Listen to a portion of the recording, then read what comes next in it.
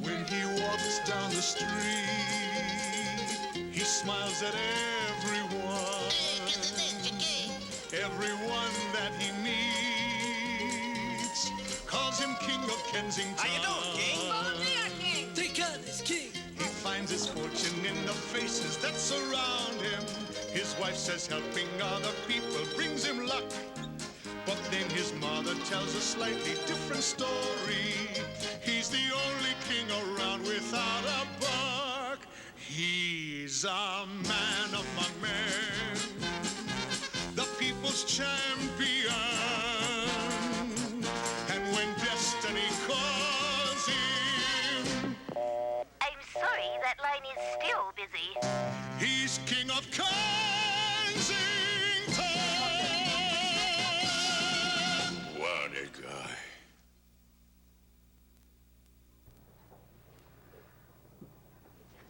Larry, I am not going to let you turn this house into an old folks' home. Ma, for the 100th time, all I'm doing is renting her the attic room. Larry, 3's a crowd, but 4 is ridiculous. She got evicted from her apartment. Her furniture's out on the sidewalk. She's standing there beside it, and I'm supposed to walk past her and say, "Hi, Mrs. Wibbly, hope it doesn't rain?" Let her get a suite at the Royal York Hotel. She can afford it. Oh, yeah, she's got so much money. That's why she's out on the street for not paying her rent? Well, maybe she's eccentric. Listen, old man Wibbly had a bundle stashed away. Everybody in the neighborhood knows that. Mrs. Wibbly lives on her old age pension. You know how much that is? The grand sum of $219 a month. Yeah, and E.P. Taylor's on welfare. Listen, Larry, I wish I had the money that her husband left her. Yeah, she wishes she had it, too. Have you ever heard of inflation? Huh? Her husband died 20 years ago. Larry, if you're gonna rent her the room, how come you put a room for rent sign on the door? To make it look legitimate. Oh, Larry. Oh, listen, she's a proud lady. I don't want her to think that we're doing her a favor. She used to have money. Yeah, used to. I used to be Jewish. Look, I told her, you know, that things are tough and we needed money, so we got to rent out our spare room. And what did she say? She said she'd have a look at it. Maybe she won't like it. Larry, if she hasn't got any money, how is she gonna rent our room? Well, simple. We are going to rent her the room for next to nothing. Then she saves the rest of her pension for her ticket and her freight. Ticket and freight? What for? For her move to her sister's in Victoria. Plus that, she got the money from her brooches. What brooches? She paints these little floral brooches, and she sells them for $5 a piece to help meet her expenses. Ah. Come on, huh? She's a little old lady. How much trouble can she be? Larry, I'm almost a little old lady. Am I hard to get along with? No. Well, sometimes. Please be honest. Lots of times I find you impossible. My point exactly. If you think I'm bad, let her in. She'll drive us crazy.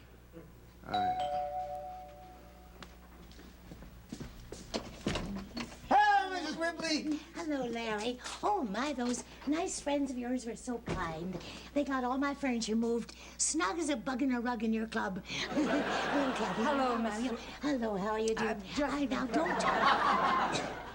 don't get your hopes up about me taking the room. I told Larry, I'll help you out if I can, but I'm not a philanthropist. And I've got a lot of other rooms to look at. Oh, my, isn't this lovely? I'm as excited as a schoolgirl. Where's the washroom? Oh, it's upstairs. I'm on a talking jag, and I need a moment meditation to get me off it. Bathrooms are wonderful for that, aren't they?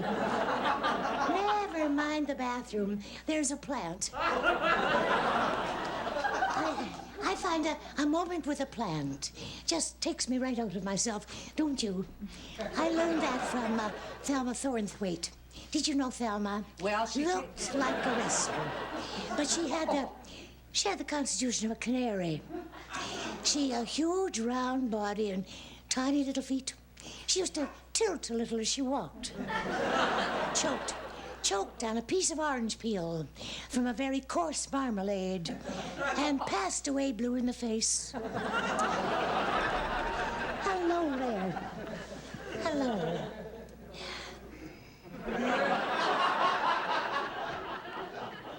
Now, Where's the room? Let's take a look. It's upstairs. Upstairs, Oh, eh? yes, and those stairs are very steep. Good. Steep stairs never hurt anyone. My cousin, Bertha Abernethy, climbed 6 flights of stairs a day. She had the legs of a mountain goat and died at the age of 103.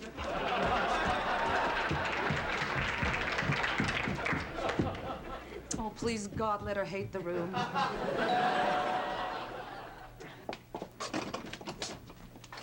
How much is the room? What room? This room. The room you got for rent. Oh, we don't have a room for rent. Then what do you have the sign for? Oh, it's my son. He wants to look legitimate. Hey, that's between you and your son, okay? Now, is there a room to rent or not? It's taken. Sure, it's taken. It's always taken, isn't it? What's the matter? Am I not white enough? No, not old enough. Well, at least I'm legitimate. Well, what do you think of the room, Mrs. Whibley? Well, it's a very small room, isn't it? Of course, does have a window on the street. But I don't like sharing a bath with anyone. Oh, I would have kitchen privileges, of course. Oh, yeah, you'd have to eat, wouldn't you? Tiny meals, 6 times a day. I'm hypoglycemic, you know. Oh, yeah. Sure, I didn't... Good, you have a broiler. Still, I don't know. Would I be able to watch television in here? Oh, good. yeah, You're on cable. I only look at the educational channels because I could put my colonial cricket chair here. I don't know though. What kind of price are we talking? $100 a week. A month? Oh yes, $25 a week, furnished. How much unfurnished? Oh, but the room is furnished, Mrs. Whibley. Yes, but you see, I've got a chiffonier and an antique bed and some brocade curtains and a small scatter rug. Well, I don't think you can get all that stuff in the room. Like you said yourself, Mrs. Whibley, it's a very small room. Oh, yes. But you could put your things in storage, couldn't you? Yeah, I guess. Well, let's say $15 a week for a tiny, unfurnished walk-up, sharing a bathroom in an old home. Oh, I don't think so. No. Still, it won't be long till I'm with my sister in Victoria.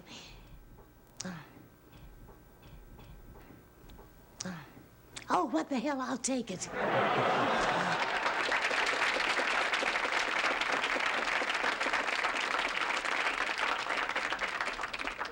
And so, at the age of 9, Wolfgang Amadeus Mozart was recognized by his brother as having remarkable manual dexterity, particularly on the harpsichord. This manual dexterity was to prove to be young Mozart's failing. Mrs. For as he Whibley. progressed in age, his father was taken harder into the service of music.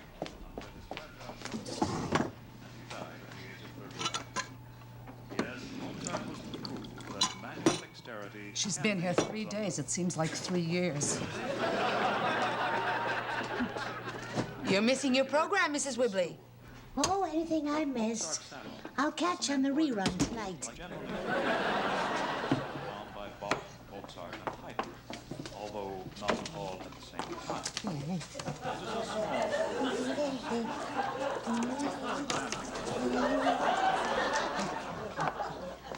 As you can see from the diagram, the stool is a device for sitting, consisting of a single wooden or upholstered seat, supported by 3 or 4 planks, known as legs, or by a center pin, on which the person sitting there on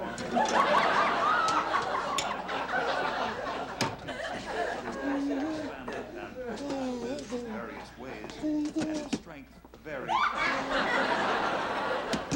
The stools were long, or as we now say, glue, so that the strength was attained longitudinally and laterally. This was of particular importance. But much longer than the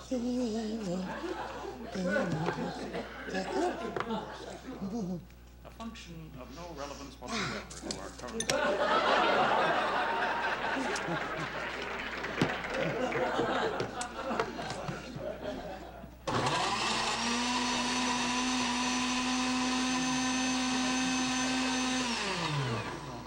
the auditorium a bench very deep. This before the Don't throw away that banana peel, Kathy. She may want it later for a snack. Kathy, you gotta do something about this. This can't go on. I want you to go upstairs, pack her bag, bring it down, make it obvious, stand there with a suitcase. Stand there, hand her the suitcase, put her coat on her, tell her we're gonna take out a small loan. We don't care how proud she is, she doesn't have to pay us back. We want to give her the money to go to her sister's in Victoria, and if she won't go, stand there and scream at her at the top of your lungs, "Get out of here, Mrs. Whibley." I can't do that. Why don't you do it? I'm gonna scream at a sweet little old lady like that? That's the problem. Who could be harsh to her? I don't know what we're gonna do. Look, she's saving $80 a month by living here. It's gonna cost her $350 to move to Victoria. $350. That'll take 4 months. In 4 months, I'll be older than she is. She's watching TV? Sitting in her cricket chair, watching TV and painting brooches. Painting brooches? That's what I want to hear. Come on. What's going on? Our troubles are over. Today on percussion, we Hi, will Miss discuss Whibley. the sounds made by the forcible striking of a stick on a hollow log. First, the gentle tap. Now, the more serious tap, or outright hit. In series, the outright hit sounds like this. When a larger log is used and is struck by a heavier stick, we may expect the following sound. One more together, we get.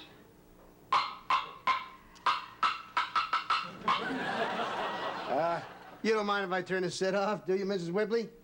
Look, I just showed one of your brooches over at the club to the guys, and they all said what great Christmas gifts they would make. And you know what? In no time at all, I lined up 70 orders. 70 brooches at $5 each. That's $350. Oh, that's wonderful, Larry. I'll be in Victoria in 70 weeks. 70? Each brooch takes a week to paint.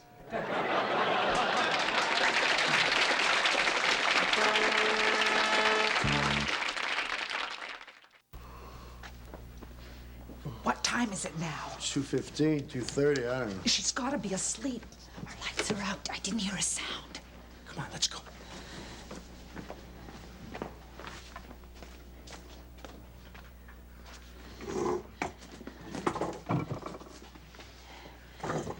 All right. All right. What are we gonna do? I was thinking, why don't we all take our vacations early and leave her alone in the house? Please. Why don't we get a loan and give her the money? Because she's too proud for charity. She won't accept it. Okay, I got it. Why don't we get a loan, send the money to her sister in Victoria anonymously, suggesting that she send it to her sister in Toronto? Mrs. Whibley will see through that in a minute. Besides, her sister might keep the money. I just had a horrible thought. What if she doesn't have a sister? She does, Ma. I heard her talking to her on the phone upstairs. Who paid for the call? She was saying what nice people she was staying with. And here we are planning how to kick her out. Now, what can we do? She's driving us crazy. Oh, if only the rumors about her were true. What rumors? That old man Whibley had stashed a bundle. Hey, what if that was true? Huh? What do you mean? Money, shit, I got it. I got it. Listen. Ask yourself, what would she do if she did have money? She'd go and stay with her sister in Victoria. Right, okay. So what if she had some money stashed away somewhere? Hey, see what I'm talking about? It's simple. All we have to do is get some money and hide it somewhere in her belongings where she can find it. And she'll think that old man Wibbly hid it and left it for her, huh? And she'll fly off out of here on the next plane. Where are we gonna hide it? Where we hide it? Put it in her blender. That's too obvious. In her colonial cricket armchair. Where else? Oh, my God. I wonder who that is.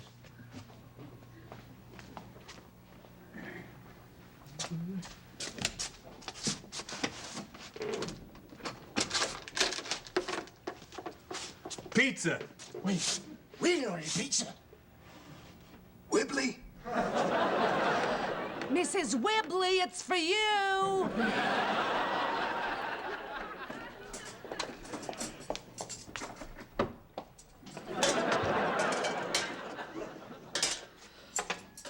Please, God, let Larry get that loan. I want my burner back, Kathy. I want to watch my own TV programs. Let's make a deal. The Waltons, Bowling for Dollars. I want to sit in my own living room in my own home and not have to watch an old lady drink a banana. I know. I can't take another night like last night. Sitting there with her pizza, watching Rosemarie on the Late Late Show. I don't care how camp it is. I don't want to hear somebody calling an Indian at 3 o'clock in the morning. Jeanette MacDonald wasn't bad enough. But when Wibbly started to join in, when I'm calling you... Will you answer true? Hey, where is she? Upstairs taking a bath. I got it. I got the loan, $350 in old bills. Okay, now here's the plan. Hold on a second. Just hold on. All right, Kathy, listen. I want you to go upstairs, and I want you to keep her in that bathtub until we get this money planted, okay? Wait, how am I going to keep her in the bathtub? Sit outside the bathroom door and talk about Nelson Eddy. What do I do if she wants to come downstairs before you've planted the money? Well, give us a signal. What, send up a flare? When I'm calling you... I have to. You have to. All right. Now, we got to hide this someplace where she can find it. And then you say that you lost your key to the store. And we'll all look for the key, and when she looks for the key, she'll find the money. I think what I better do is just rip the lining in here. Just stuff it down the side. No, I gotta make it look like old man Wibbly stashed it away, right? I can't seem to tear this lining. Hurry, hurry. When I'm calling you. I'm calling you. Kathy, did you show the dress to Mrs. Wibbly? Because, Ma wants to have a brooch the same color as the dress. Oh, the black dress. No, get the scissors. Get your scissors, I will don't know you? where I put them. Well, hurry up and find some scissors, because I want to cut a hole in here. I lost the scissors. I'm sorry. Don't you know where you keep your scissors? Where you find your scissors? Here, use this paintbrush.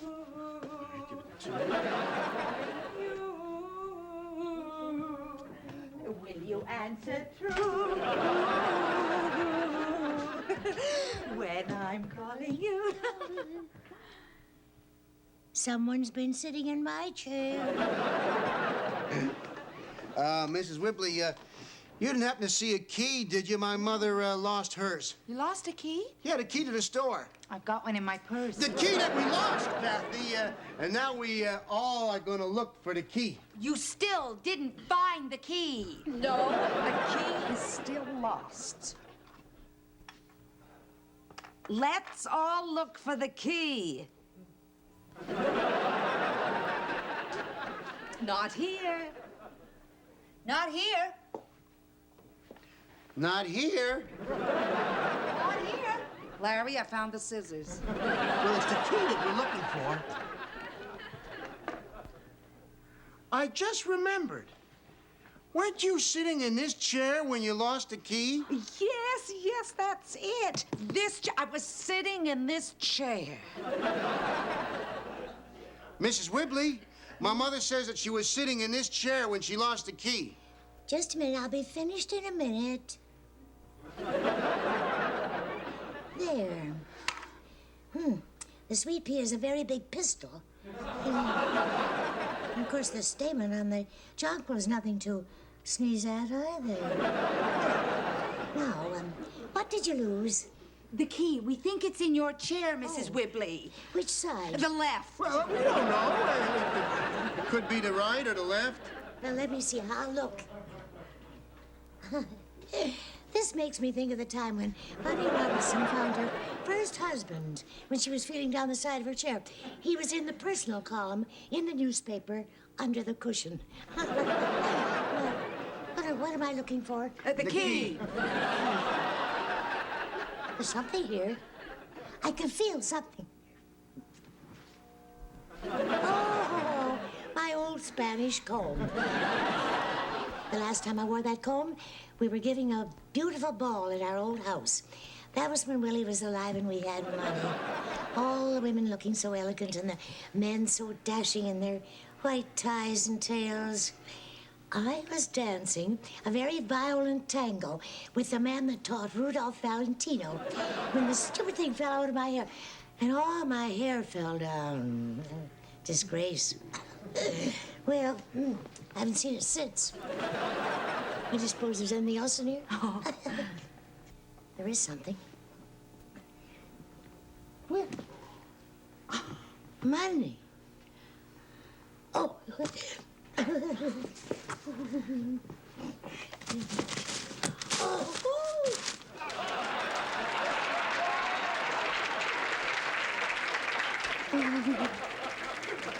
It's true. Willie, it's true. You did have it stashed away. Oh. Do you know what this means? I'll never have to paint another stupid brooch again as long as I live. The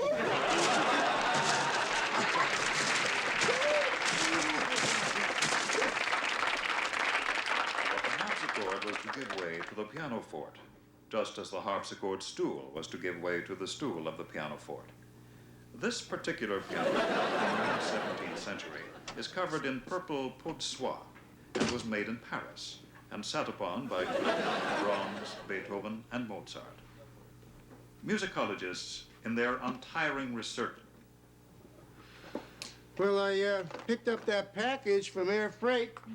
It's from Mrs. Whibley. Oh, how's she enjoying Victoria? Loves it. Bought a condominium for herself and her sister. Well, with her money, she can afford it. Kathy, what Mrs. Whibley does with her money is none of our concern. Our concern is, how are we going to pay back $350 at 12% interest? Well, we could rent the room. Listen, Ma, it's not a total loss. What? What do you mean? She sent us each a floral brooch.